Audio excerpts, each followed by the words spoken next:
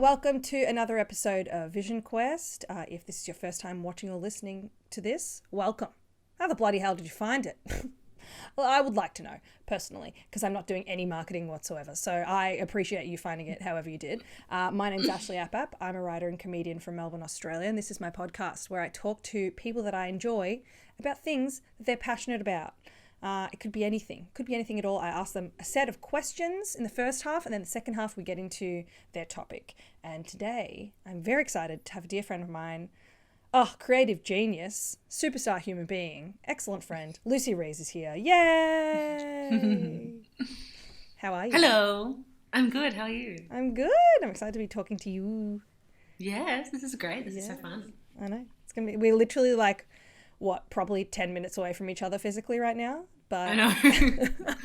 Happy lockdown to both of us. Can you please let everyone listening or watching know who you are? My name's Lucy. I describe myself as a theatre maker, a writer, and a performer. That's me. Yes, and she's exceptional at all of those things. Thanks. It's true, right? It's not an opinion. I try really, really hard, and I've studied. I don't know. And I've studied, yes. So we met many years ago at Trobe University. Is the word alma mater? I don't know. Yeah, I guess. I don't know about you. I don't have that much pride. I don't really mind, but I love... I should be careful because I still work at that institution. That is true. But in general, I when I say I don't have any pride, I don't know any of the terms because it's just not a cultural thing here. It's more what I mean. Mm-hmm. I do have pride, however, having been involved in student theatre, which is how we met. Yes. I'm sure we would have had classes together, but... No, I was behind. I started uni after you. Yeah, okay. But even then, all of my classes are just a blur, and all I really remember from uni was student theatre. My dad actually said to me, I think like a year ago, he was like, he was trying to make the argument as a classic boomer with certain conservative, viewpoints. He was trying to be like, you understand that it was important that you went to university, right? Like, you don't regret it. Mm-hmm. And I was like, I mean, I can confidently say I don't remember anything I learned in any class and have no skills that I learned. But yes, I do. Student theatre. I'm glad I went because otherwise I wouldn't have gone to student theatre, which was basically my entire education at uni. Yeah. Wasn't even really the classes. It was all student theatre. It's such a wonderful thing.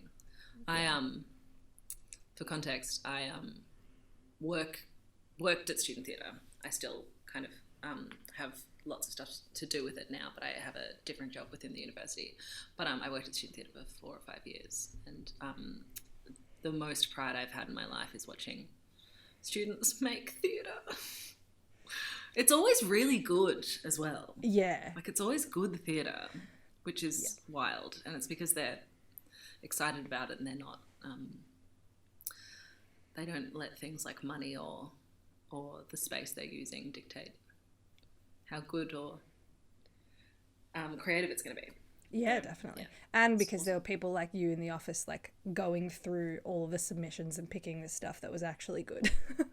Yeah, that's true. I think my favorite bit was like mentoring and like a student coming to us and being like, we're thinking of doing this play. And we're like,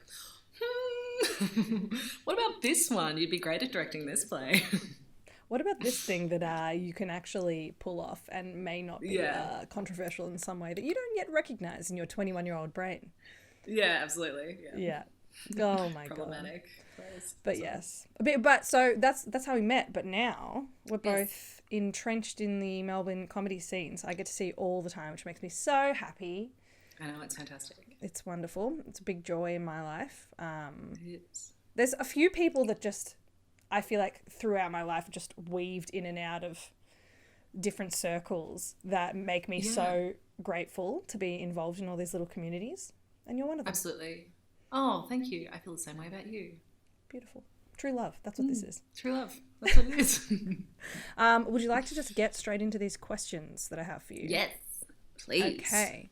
So the first question is, what did you want to be when you grew up and why do you think that is? I wanted to be an actor, and I think that's because I just knew as a kid that I wanted to perform. Yeah. Which is really funny because my mum can't think of anything worse, and never ever pushed me to, and was like kind of the opposite of a stage mum. Yeah. But did enroll me into drama classes at a really young age because she was like, oh, okay, I should probably do something about all this energy you've got. But yeah, I think I kind of wanted to be what I do now, which is have a finger in every creative pie when it comes to live performance. I just imagine you sitting there with like 10 pies, yeah, trying to spread your fingers as wide as you could, being like, "Ah, I'm having so much fun." Yeah. That's so exciting. I feel like it's very rare that in this setting and in any setting, when you kind of ask someone what they want to do, well, not very rare, but it's always nice when you hear someone being like, what I'm doing now is what I wanted to do. That's so great.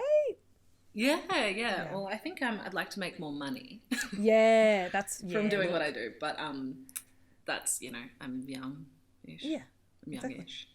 And then with the theatre classes, did you ever express any interest in that made your mum kind of say, okay, let's do this? Or she kind of saw it in you and was like, all right, well, we've got to get this energy out somewhere? I think my friends did YBC. So I tried it out and it wasn't for me. Yeah. But I think my parents were like, oh, there's something here, but it's like not musical theatre performance. It's probably a bit more like grassrootsy. So they sent me. They signed me up for classes at St Martin's Youth Theatre. Oh, where's that? Which was like, it's in South Yarra. But when I started it, they had a venue in North Melbourne. And then they closed the venue in North Melbourne pretty quickly. So my parents had to take me to South Yarra for years and years of my life. And you grew up in the West like me too. Right? Yeah, I grew up in Flemington, Kensington. Yeah. So I think there was something, but I definitely went to YBC just because my friends were doing it. Yeah. I did YBC. That's where I met our old mate Jeremy when we were like 12. Yes. Amazing. And it was definitely for me in certain ways, but I remember being in the dance classes being like, wow, this is... No, that's also where I was like, oh no, what are we doing? The other parts, the acting and the singing classes, I was like, yes! Yeah. And then as soon as we were doing dancing, I was like, I physically can't coordinate my body to do anything rhythmically. It's not possible. Yeah, I was just like, this isn't very good dancing. That's how I felt. I was like, it's very corny or something. I think since I was a child, I've always had this specific thing about whether things seem a bit corny. Yeah. You are a bit of a cool kid, but not in a way where you judge other people. I think in general, you just have this you have a coolness about you that makes me want to be like, oh, is what I'm doing as cool as what Lucy's doing? Thanks. I don't know. Musical theatre is so corny, and it was lots of like. It's so corny. If you're listening, you're missing out on the visual cues. But it was lots of the old Rocker Stedford arms, as I call them. Yes. We did a routine to dum dum dum dum dum dum dum. Pink Panther. I can't do this. Dancing. Pink Panther. Do you think it was the score from the 2006 Steve Martin version? Do you know what? It would have been way pre-2006. This would have been in like 1999 or 2000, I reckon. Wow. Wait, let me look up also. Steve Martin. What? Pink Panther. It was... Oh, wow. It was 2006. What? That's wild, Ash. You are really good at this, though. Thank you. Oh, well, that's more... I remember specifically watching it on DVD in 2006 because it was the World Cup for soccer, and for some reason my cousin stayed over and he was staying in my room and I had a little TV in my room and he forced me to wake up at 4 a.m. to watch it. And then because we were awake, I was like, let's just watch Pink Panther. That's amazing. And therefore somehow... What a freaking memory.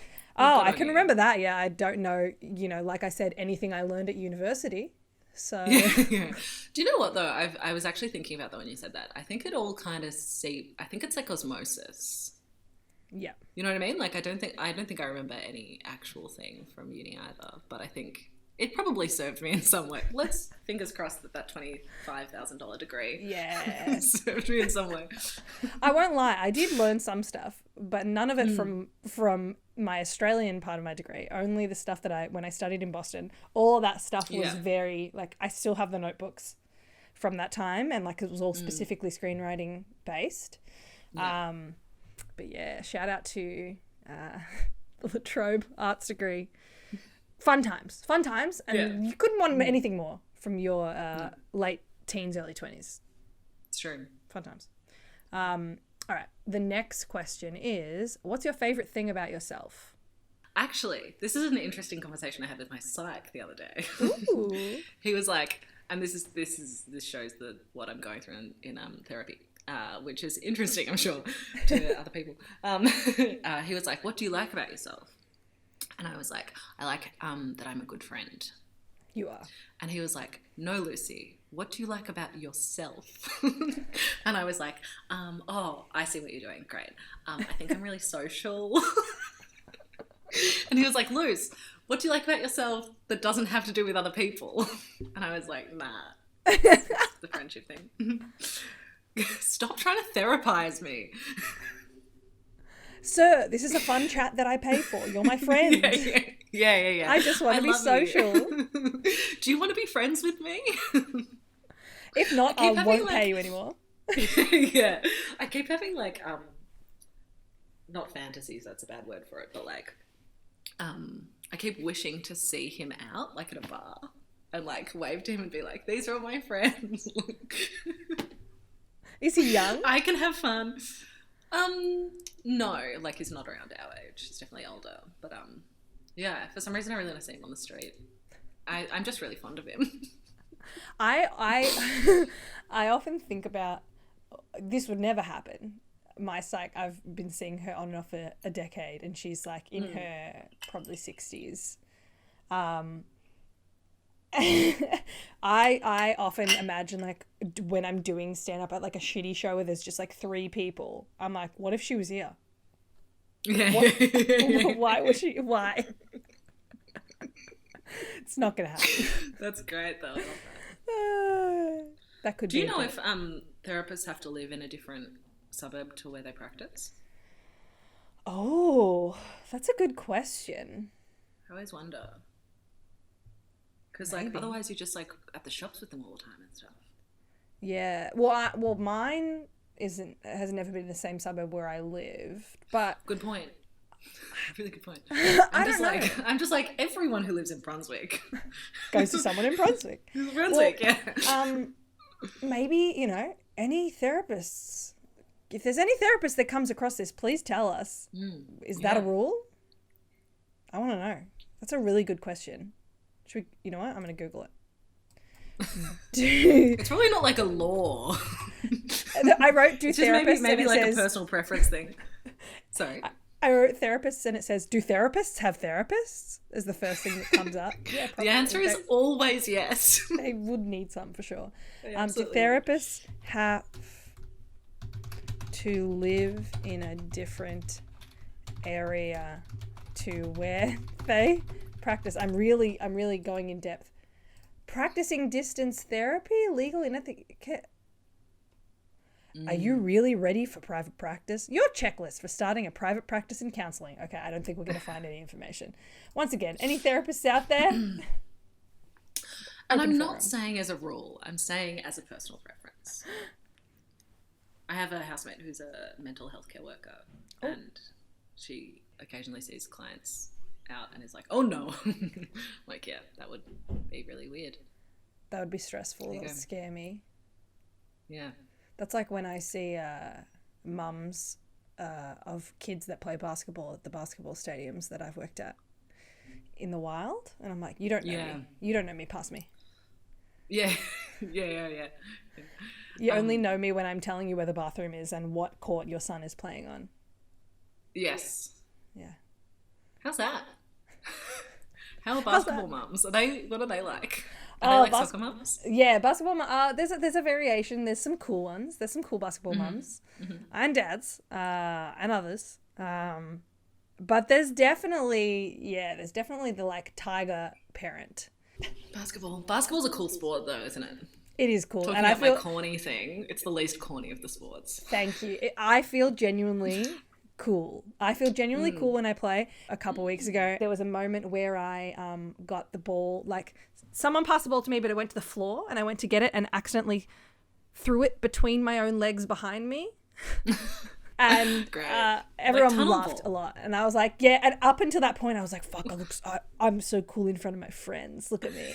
I like got a cool shot in and I was like, hell yeah. I'm like, I'm running so fast. And then I did that and I was like, right, I'm still me. Yeah. I like the idea of tennis.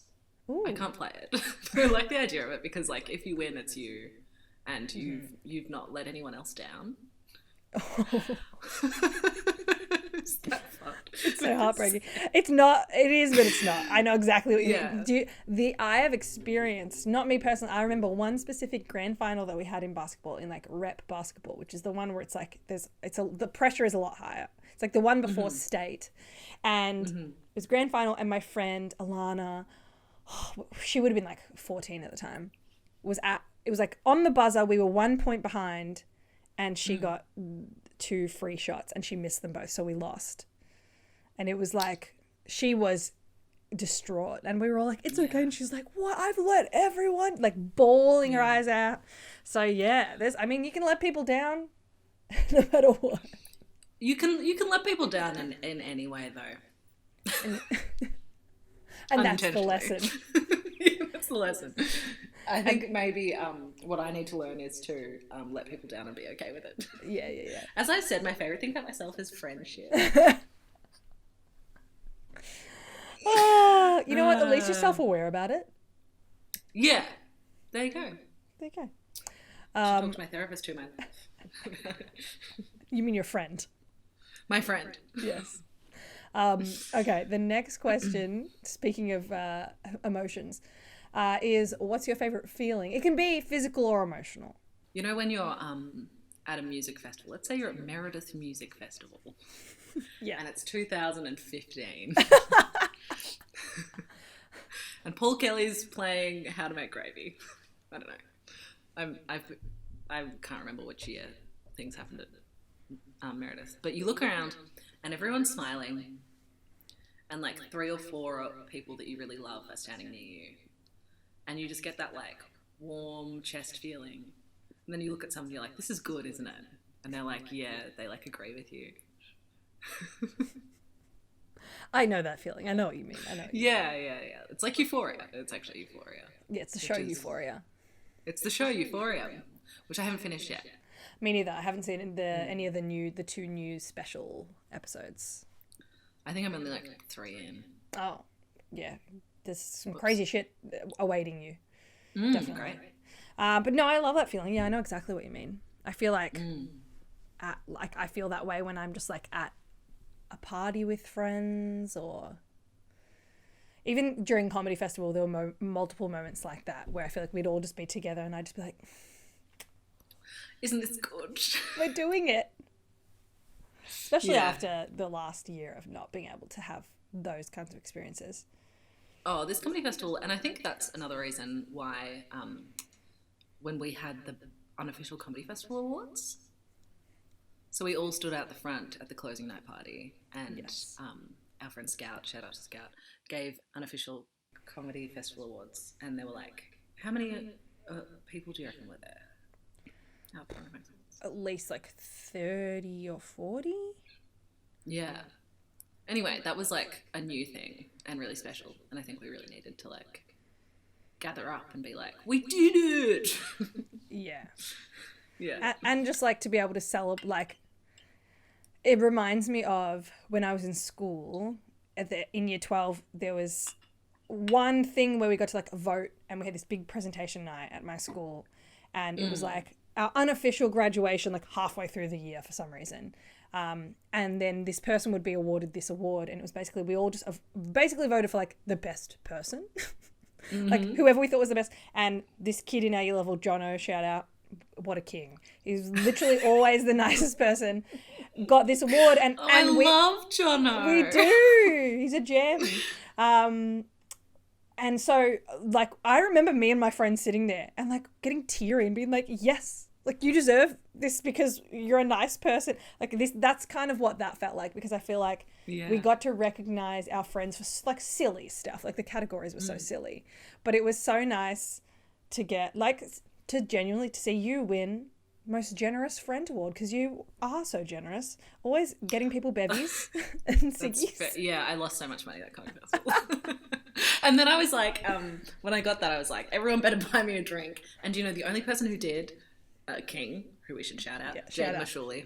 The biggest king of them all. The biggest king of them all. We love him. The best. We do. We love him.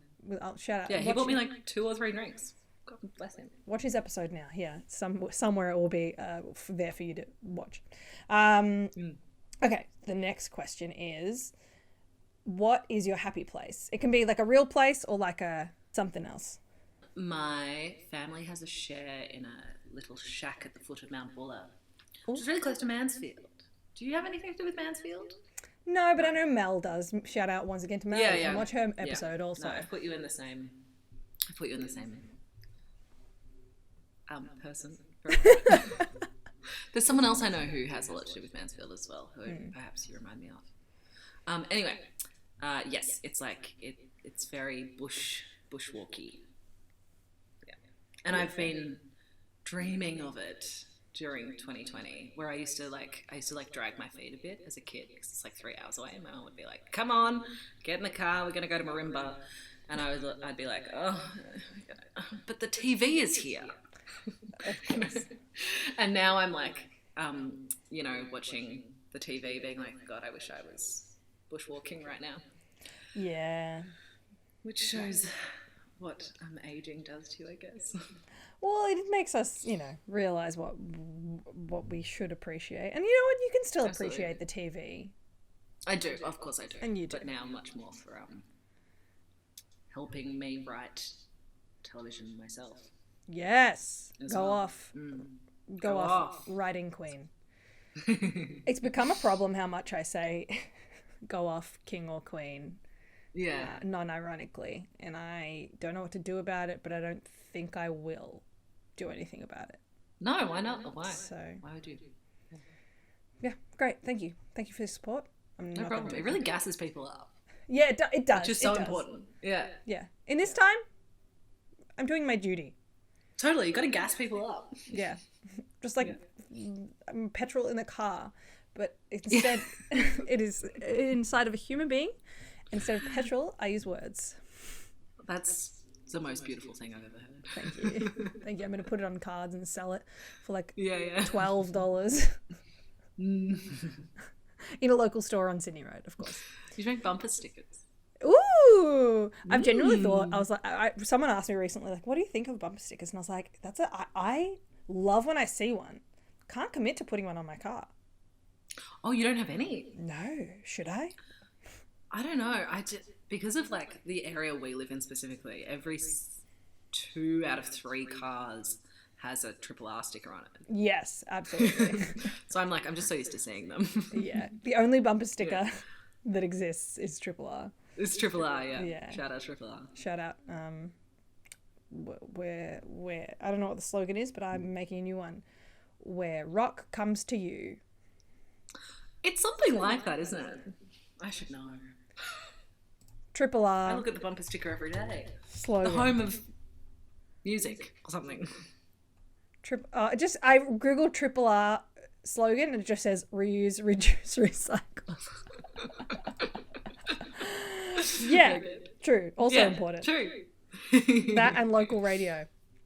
Okay, so the next question is, what's your favourite song to cry to? Oh my God, great question. Thank you. Terrific question. And I do make a playlist with all of the songs. So if anyone wants to cry, look up the playlist. It's always linked in the thingy of this episode. Gorgeous. It's probably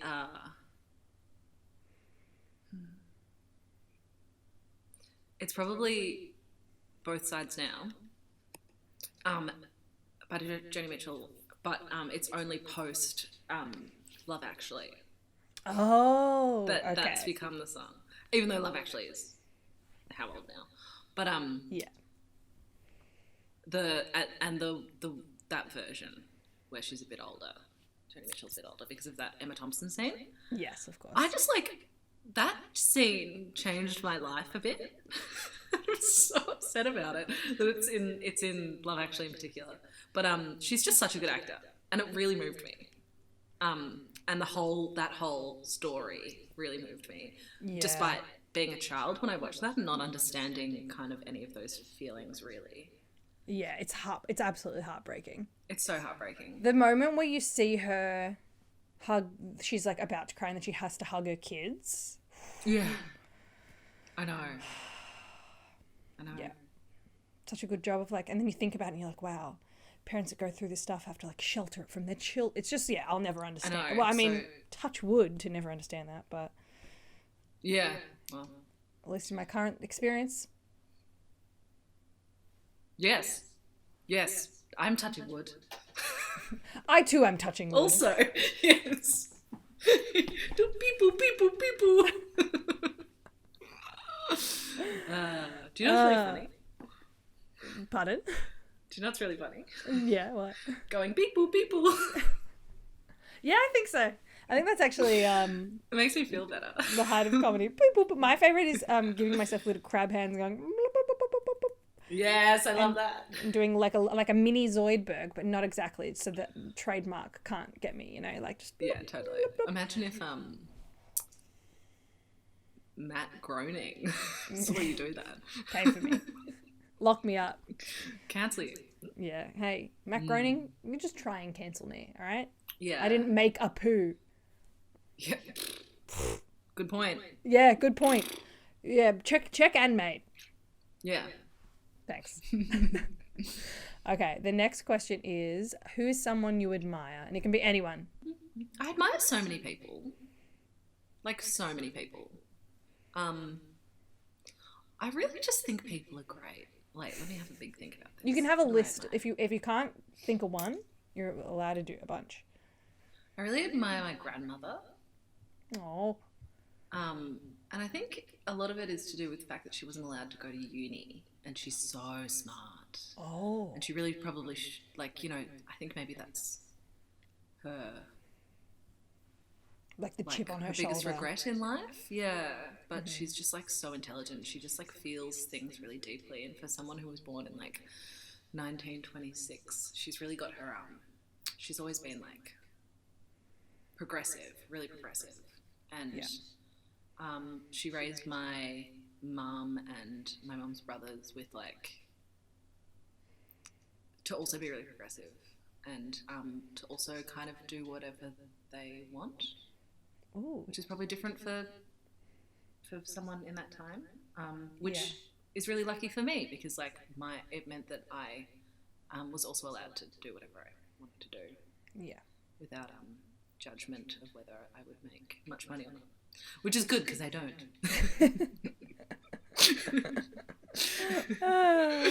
No, I get by. It's fine. Yeah. But yeah, I think that's probably my answer. Very sweet. She's 95, if my maths is right. Yeah. Oh. Yeah, almost. She's either turning 94 or 95 this year, yeah. Wow. What a queen. I know. Go off. Great G. Go off. I think she's the same age as the queen. As the titular queen from the Crown. How old the titular queen is. How old is the queen? 95 years. Yeah, 25. Oh my God, she has the same birthday as my cousin Eva. Shout out to Eva, who turned 10 this year. So the queen is exactly 85 years older than my little cousin. Oh, cute. Great. Cute. That's so sweet. Yeah, I feel like that's how I feel about like my nonno as well.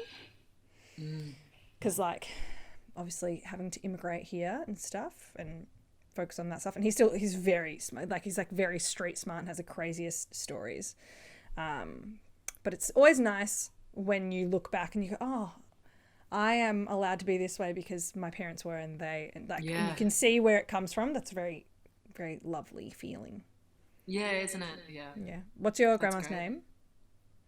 Her name is Joan. Oh, okay, Joan. Classic. This one's for you. And then I play a song, if only I could. And it's a song by Queen. Yeah. Oh, yeah, absolutely. Mm-hmm. It's Bicycle for some reason by Queen. Yeah. That's great. That fits somehow. Yeah. Okay, the next question is, what's some weird kid shit you used to do? I'm an only child, so I did a lot of talking to myself. And I think I took it out of the house a lot. Oh. You know, like a lot of like, no. And then I said, and then shit. And I was like, oh my God, really? And then my parents put me into drama classes. Yeah.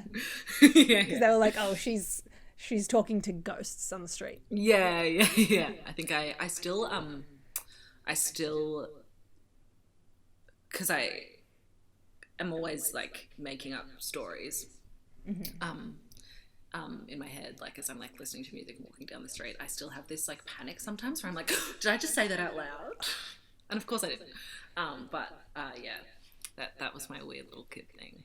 I sometimes do. If my version of that is if I'm listening to music and getting really into it, I'll accidentally start singing it out loud and not full on. And that's the thing that makes it creepy. I think it would be maybe even less creepy if I was just like, bow, bow. But instead I'm just like, and that's worse. Yeah. It's so much worse. Imagine stopping at like a light and someone next to you is just like, yeah, no, if you do it, you should definitely sing out loud. You're also an amazing singer. Oh, I'll never, ever forget the first time I ever saw you sing, which was in a student theatre show. And it was the Sufjan Stevens song. And I was just like, looking around being like, is everyone fucking seeing this? That's I feel like, and that character was me like rising from the dead, which is funny too. Yeah, it could have been you being like, she was dead. And now she's not. I don't understand how plays work. Someone describe it to me. Someone needs to call a doctor. Yeah. Thank you. God, that's very gorgeous, nice. Gorgeous. Yeah. As you have a beautiful voice. I need more of it in my ears. I never did it. I never did singing. Like, I meant like I don't think I'll ever do it. Is what I'm saying. I just go like do, you know. Yeah, the noises from before. Yeah. Beep boo, beep boo. No, but when I hear you singing earnestly, I'm always like, I just go quiet because I don't want to.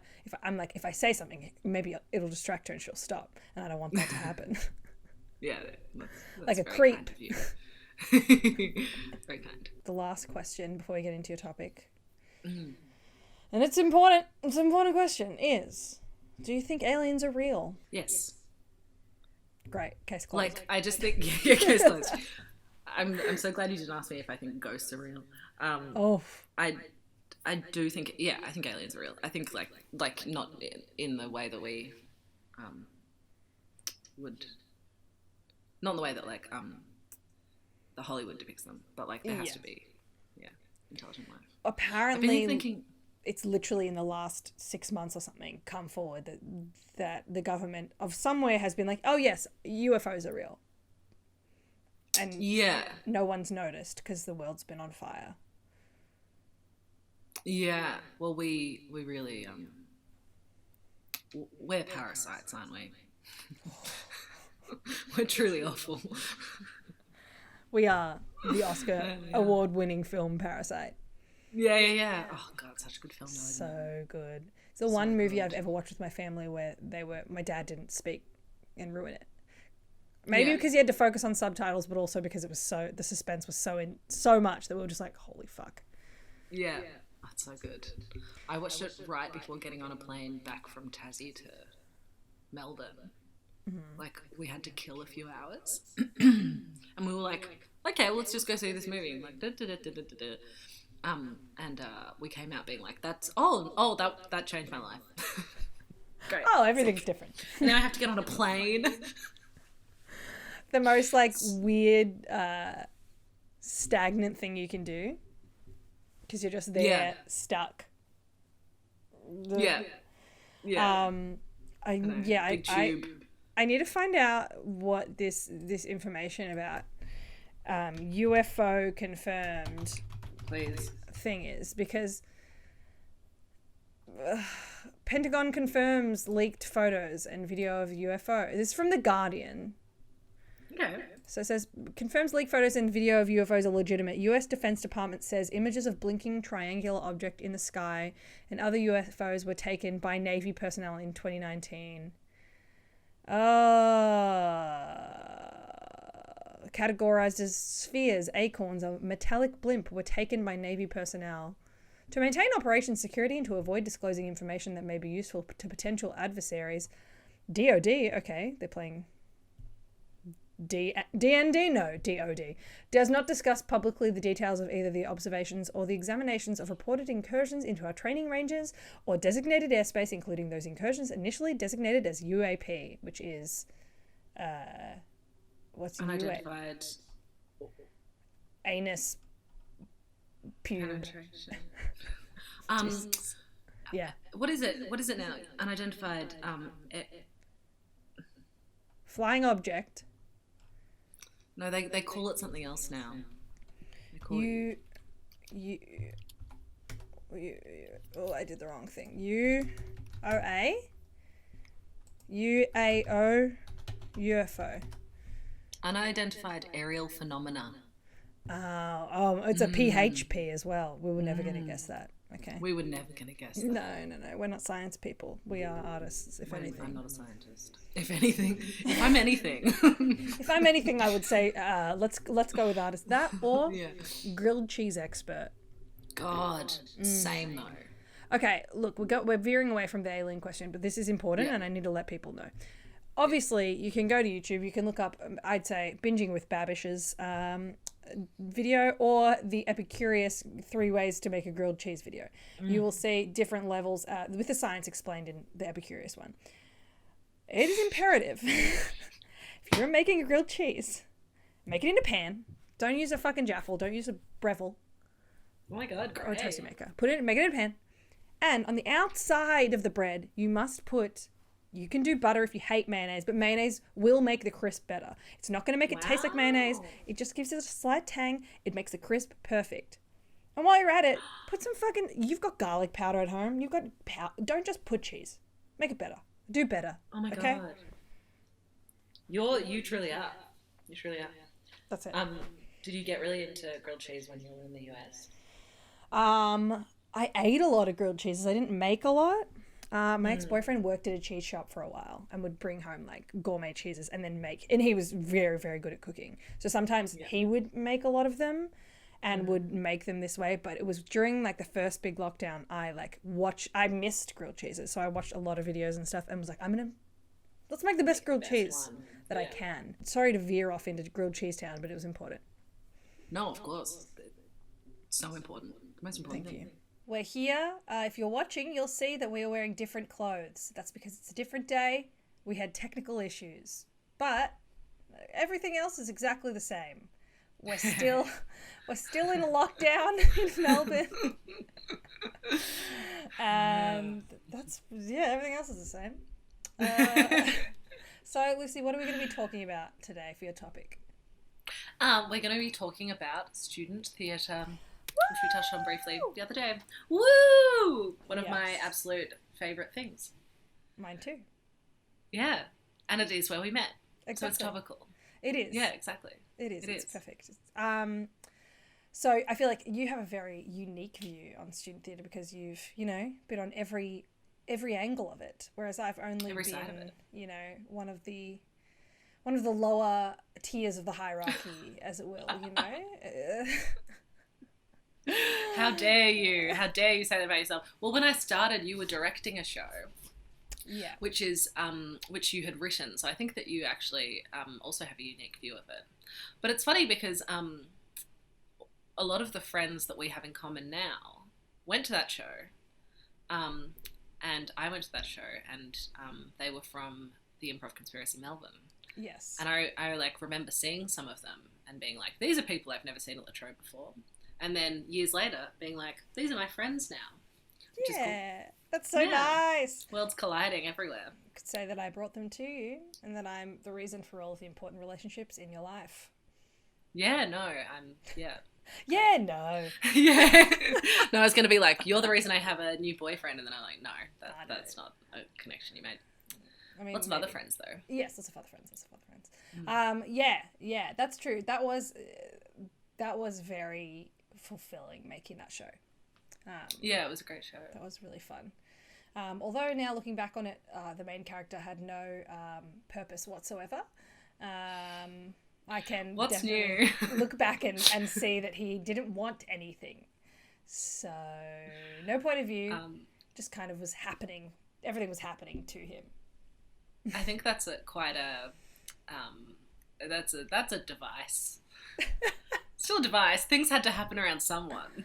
Exactly. Yeah, exactly. Yeah. Oh, God. Yeah. Just maybe don't make it the main character. Yeah. What has been your favourite thing about working in student theatre? Because I feel like that's something that I can't, like, speak to. Well, funnily enough, I started when I was in second year of uni. Mm-hmm. And I began working there because I was doing a play with the artistic director. And I kind of fought him on something that I thought was a bit problematic. I thought that something could have potentially been read as transphobic. So I was like, I don't want to be in this play if there's a part. And he, you know, like, it was pretty nuanced, mm-hmm. but it still made me feel a bit icky in my tum. So I called it out and I was like, I don't want this to be in this play. Mm-hmm. So that's how I got to know the artistic director of student theatre at the time. And then, yeah, when a job came up, I applied for it, and I had like a really cool uni job while I was at uni, which was great. So I think the best part about it initially was that I was both a student and someone who performed at student theatre and wrote and directed and worked at the desk. That was kind of the coolest thing. But as the years went on, I think it was like, as I said, I think I mentioned earlier, mentoring and like doing all of the creative process stuff. But also I think I really like event planning. Yeah. Which is lucky. Yeah. I feel like you're very good at wrangling people and like organising things. I like to think, and I'm probably wrong, but I like to think that I'm cool under pressure. But then people have told me that sometimes if there's too much pressure, I become not cool. I become uncool. Well, I think we talked about this last time. There's going to be a lot of I think we talked about this last time in this, because neither of us went through and listened to the first half, and you're welcome for that kind of professionalism. But you are very cool, so I think that you're a very cool person. Thank you. Well, if you're listening, you missed Lucy cross her eyes when she said that. It was excellent. Very subtle. Go back and watch that again. So subtle. If you missed it. Thanks. I think, I think though when I do get stressed, I get a bit like, I stop looking at people in the eyeballs. I just like do the work. Yeah. I completely, you get it done. But yeah, it's really fun. I also love the technical side. So I did a theatre course at Swinburne where I met most of my best friends, and half of that course was learning the tech of theatre, the how to like light a show, how to call a show, how to add sound and stuff. And I kind of didn't get to use those skills again until I started working at student theatre, because it's always such a small team, no matter where. No matter what university. And I think that's the other thing, is that I'm not passionate about just student theatre where we went to university, but all of the programs that exist in Melbourne are very, very good. And we all, like, during the COVID kind of arts cuts, the big arts cuts that happened, we all kind of helped each other out and supported each other and checked in on each other, because it was big. Yes, the arts cuts. And horrible. And awful. We hate ScoMo. We hate ScoMo. Rock on. We hate ScoMo. Rock on. Yeah, that I feel like the few times that I got to see student theatre from other universities, because we went to La Trobe, I was always blown away. I was always like, oh, I thought this was the only weird place where this happened that I like stumbled upon. And all of the other universities have it, and it's funny that every single one has like its own, I don't know how else to explain it, but its own vibe. Like each university has its own like flavour of student theatre. And I wonder what ours was. Kind of just like larrikins, you know? Yeah. Well, I think when you think about, one of the best parts of La Trobe is that they have this wonderful outdoor amphitheatre that every year we do a show on, like by the moat. La Trobe's famous moat. And the festival's called Moat Festival. Literally a moat. Yeah. There's literally a body of water that surrounds the campus, and you have to go across a bridge to get over it. There's a moat.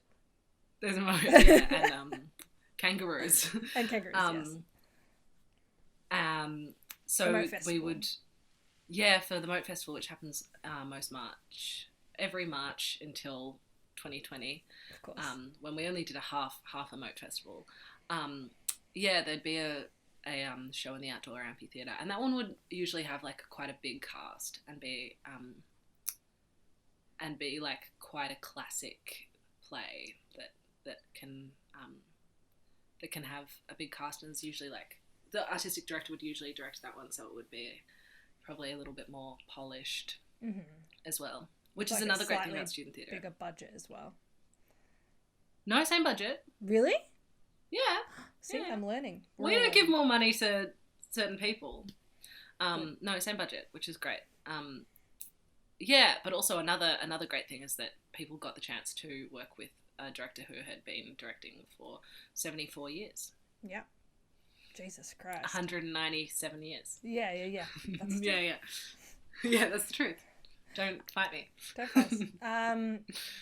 So how do you think, and this might be a very big question, and maybe just a sad question, how do you think student theatre is going to look, or like what do you think it's going to be like after all of this, considering there's been so many cuts and stuff? Like, what does it seem like it's going in the direction of?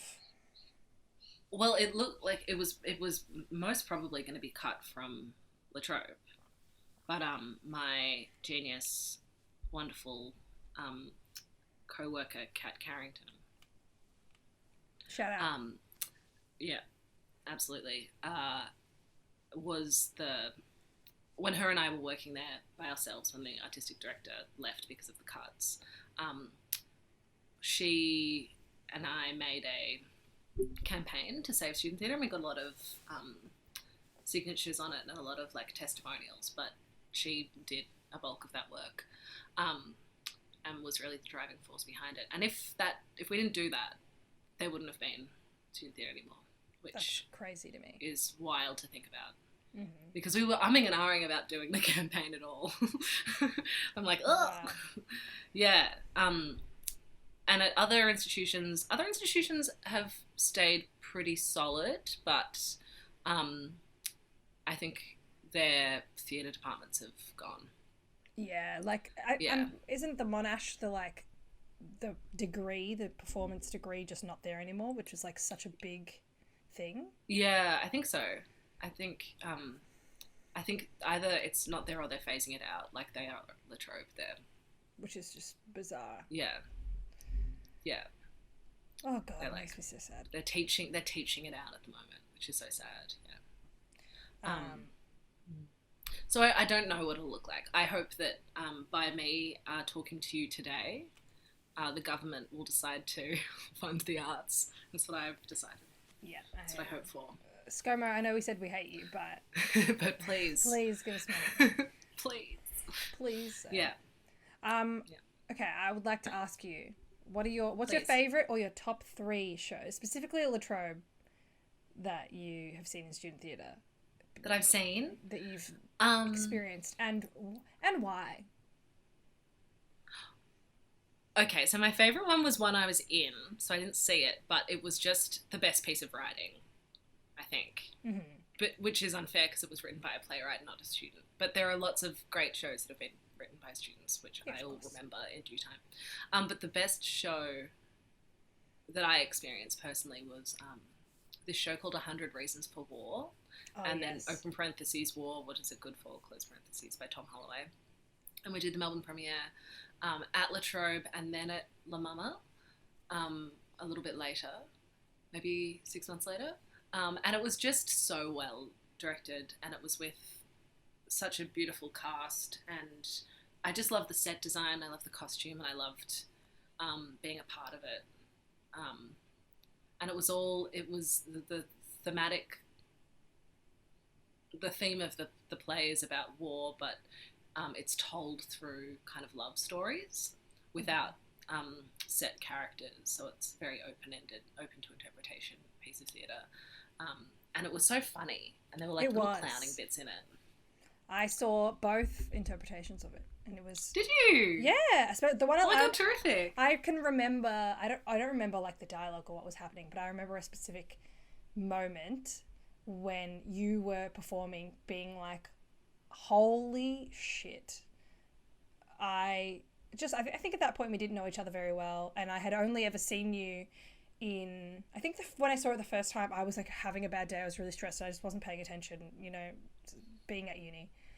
And then I remember rewatching it and being really engaged, and like La Mama's such a great venue, and like the stagecraft, everything was so good, and being like, oh my god, Lucy's incredible, just being like blown away. I'm not just saying that to like blow smoke up your ass, but genuinely, I remember the exact moment. Yep, right up the butt. That's nice of you to say. I think I really liked that. I really liked that play. I put a lot of energy into it. I also, someone dropped out, and we all got way more parts. So I think I was also freaking out about how many lines there were, even though it was like a 10-person ensemble. But I think my favourite type of theatre is ensemble. Yeah. One of my other favourite shows, which is funny because I'm not a huge fan of this play, but one of my other favourite shows at La Trobe was Cloud Street. Yeah. Yeah. I think it was just like how tender and nice it was, and our friend Mel Viola was gorge in it. Watch her episode of this if you haven't already. She's an angel. She was beautiful in it. Walt Dyson was gorgeous in it. Ryan Smith. It was just like such a, and it was done in the amphitheatre next to the water, and there was like lots of watery themes in it. They like really used the space very well. And I'm going to think of one that Bob didn't direct. Now. Oh, we love Bob. We do love Bob. I've seen 100. Ash, this is really hard. Yeah, exactly. That's why I asked you, because you've probably seen the most out of everyone recently, you know? Yeah, well, I'll try to think of a recent one. You're going to have to edit this. That's fine. Because I really have to think.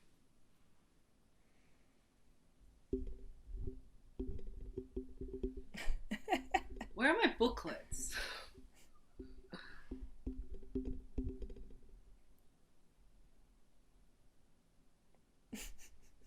It wasn't. Oh, okay. No, I got it. There was this version of They Saw a Thylacine, which was written by two women from Tasmania, and it's a two-hander, and it was directed by someone from La Trobe, Stella Tahan, I remember, and Evie. Who? Yeah, I'm not going to name these people. It's silly, but it's two women were in the main roles, and it was just so gorgeous. It was done with such love, and it was in the studio, and yeah, it was one of my favorites ever. It was just really well made. I do love two-handers though. Yeah, it's in the same way that I love two prov so much. Shout out to all the two prov Shout out people to out two there. prom teams. Lucy and I are gonna be the newest ones. We're gonna wear only black. We are. And Yeah. And we're gonna be called. We're gonna be called Moat Festival 2021. We're gonna be called the A-holes. Yeah, that's better. Yeah. It's more apt. Yeah. I was surprised you didn't say the graduating class of 2015's production of Peer Gynt. Lucy's laughing a lot because it was the worst thing that's ever happened. I was in it and I hated it so much. I'll tell you something for nothing. I didn't see it. Good. Glad. I didn't And I'll tell you why. rehearse it. Oh God. We hated it. We were just like, why are we doing this? We hated it so much. It was in the theatre program? It was our last unit. And they just didn't. They just clearly were. The teachers themselves, I think, were like, we're not getting enough money for this. Fuck this. Fuck this. Which is so funny because when I did my honours year, we did an outdoor King Lear. Mm-hmm. And the teachers were so into it. Of course. Which is, of course, yeah. Yeah. So I was lucky in that way. My Peer Gynt. Peer Gynt. Just as a concept is so... The name is bad enough. I know. I think isn't it like 4 hours long? Yeah. We cut it down to 3. Don't know why they couldn't cut it down to none, but oh well. But that's not student theatre. That was classes, so that doesn't really count as part of the topic. I would say my favourite, the thing that I remember affecting me the most, laughing the most, crying the most, everything was our good friend Matt Howard directed 10,000 Beers. I've heard about that. Yeah. If you don't know anyone out there, it's a play about, I think it's actually meant to be either from New Zealand or not from Victoria, but like it's a rugby team or a football team, and I think it was 4 guys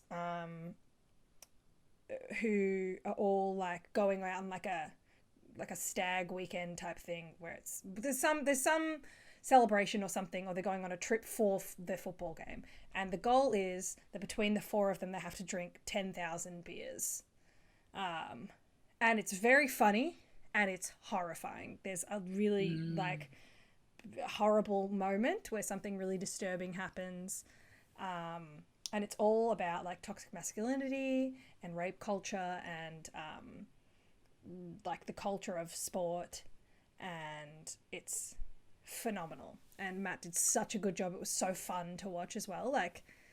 I can't engaging. It was very engaging. Very like you couldn't look away. Great.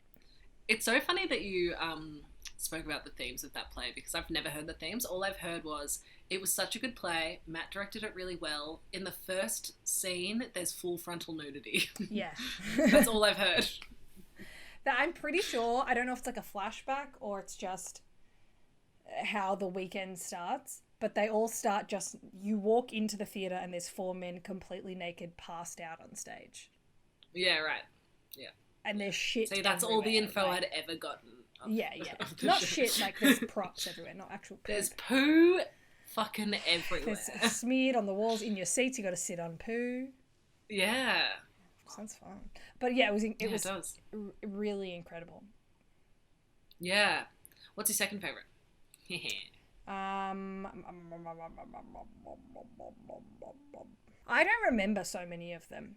It's been so long, and I worked the door for like pretty much every Moat Festival that I was a student during. So I saw so many things that they've all melded together in my mind. I always really liked seeing the ones written by students, because as a writer, I was always very interested to see how other people wrote things. Like I remember Ryan Smith's one about the spider, about the redback spider. Spider's Nest, yeah. And I love that because that was a 2-hander. Yeah. With Ryan Leigh and Emily Jones. And a spider and a third character?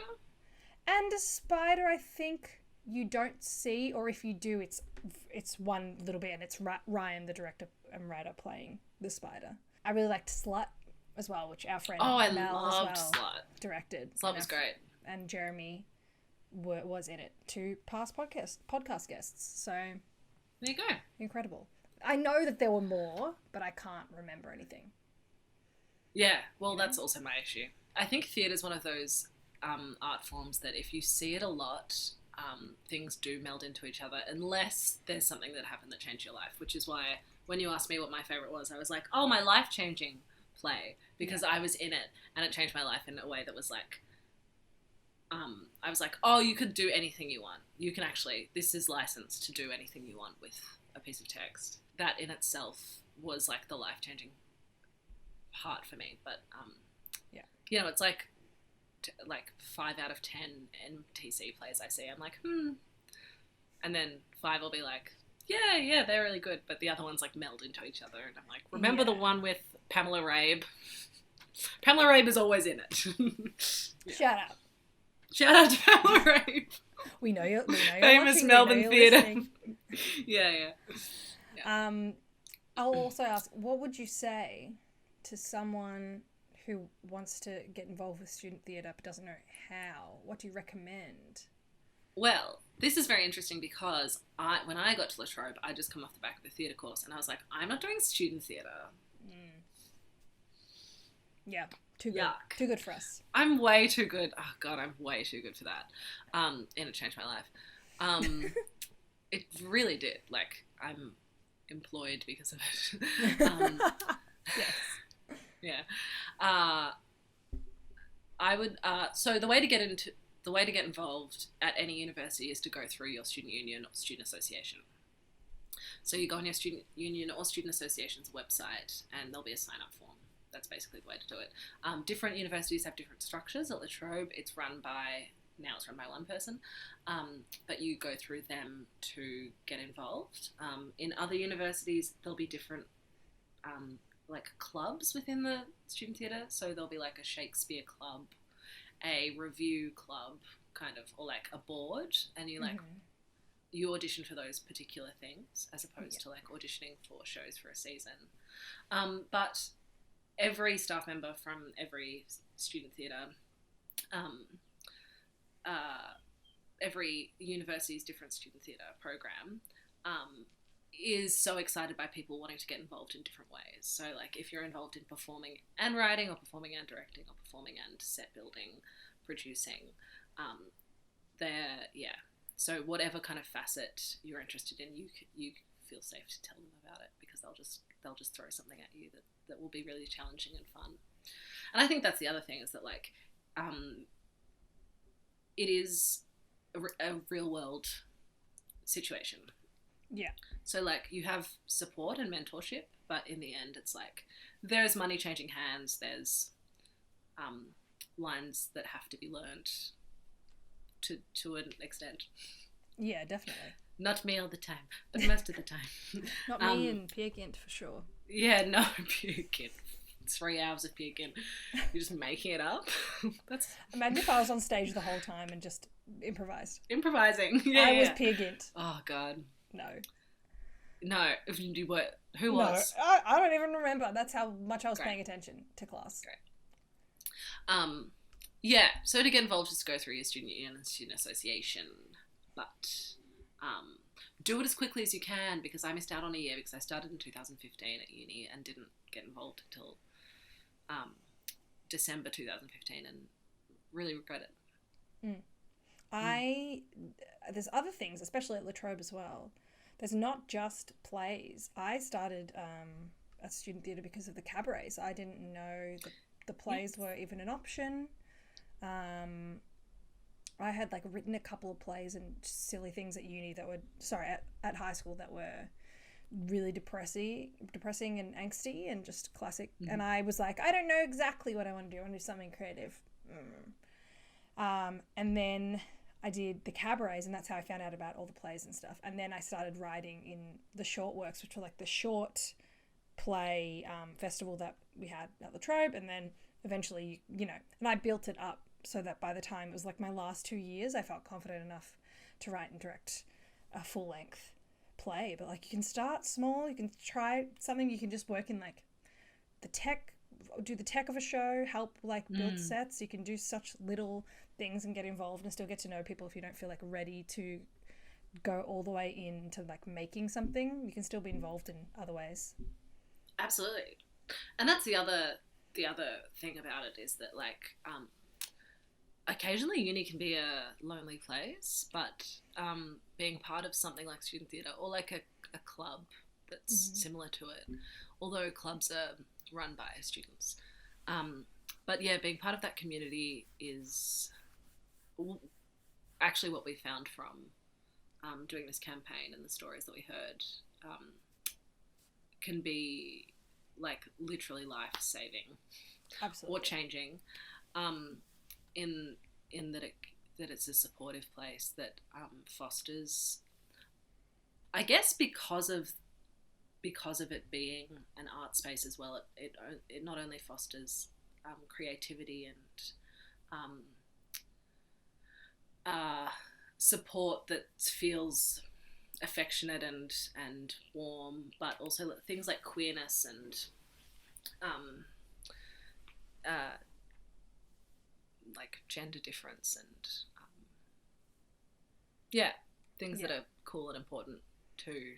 It's a very safe, like the diversity. Phrase safe space could not be more like applicable about any. Yeah, absolutely. I think I wrote in my like thing when you guys did the what's the word? Pledge? Campaign. Pledge. I pledge allegiance. How much money did you pledge? Oh no. I pledge allegiance to student theatre. The campaign, I think that's something similar that I don't know any skills that I got from my degree that weren't directly from student theatre. And I don't have any friends that I met at uni that weren't from student theatre at all. Up until I started doing that cabaret, I remember there was like a month or two that I was at uni and I was completely alone. I made one friend, kind of, but we're like, just passing friends. And until I did that, I genuinely would get to uni and be like, what am I going to... I would like sit in the library and like sit alone and wait. And I had a couple friends from high school that were doing different courses and we would meet up maybe, but I was like, this isn't what it's supposed to be. And then all of a sudden it's like, you find your people, it's perfect.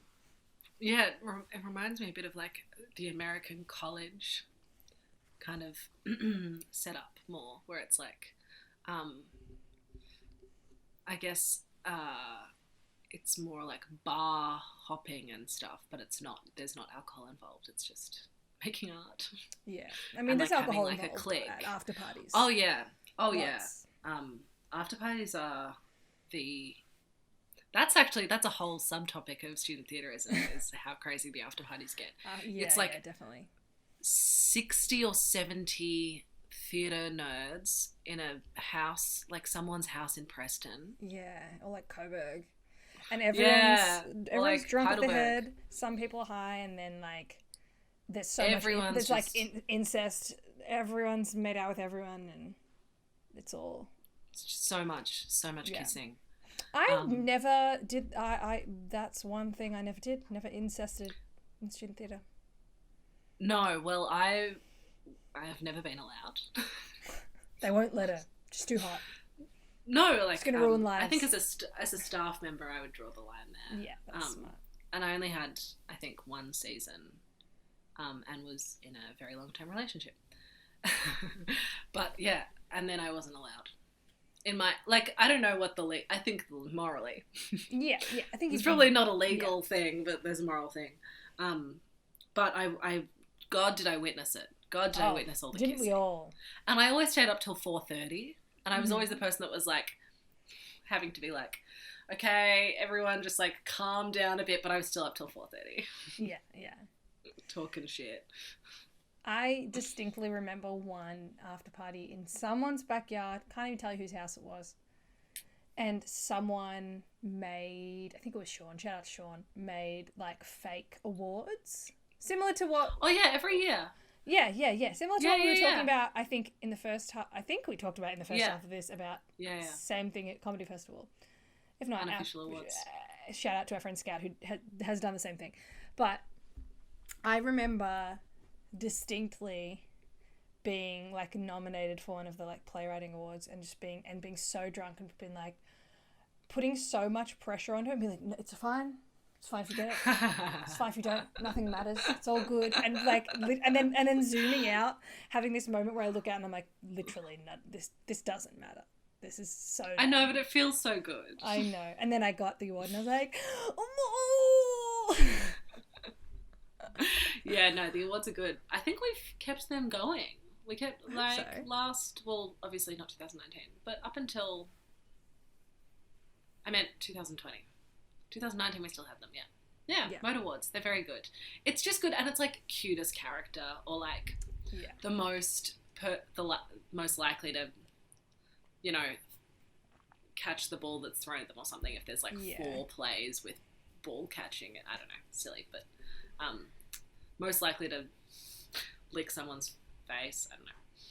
It would be me. All right, coronavirus. Thank you. Happy coronavirus to you. Where can everyone out there find, you know, anything that you're up to? Do you have anything you want to plug? Look, it's a bit quiet on my end. I hope to be doing lots of stuff for Fringe in different capacities.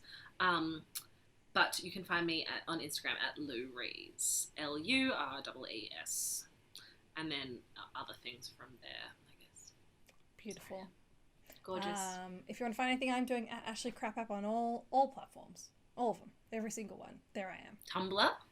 Oh no, I mean I do. Yeah, I did have a very active Tumblr from 2010 to 2013, I would say, but I will not be telling anyone the name of that. LinkedIn? Yeah, I'm on LinkedIn. Yeah. Are you Ashley Crap on LinkedIn? No, just my name, just my classic name. You know, give me a job. Sure. Sure. Try Do it. Sure. Give me a job. Yeah. See if I care. See if I care, exactly.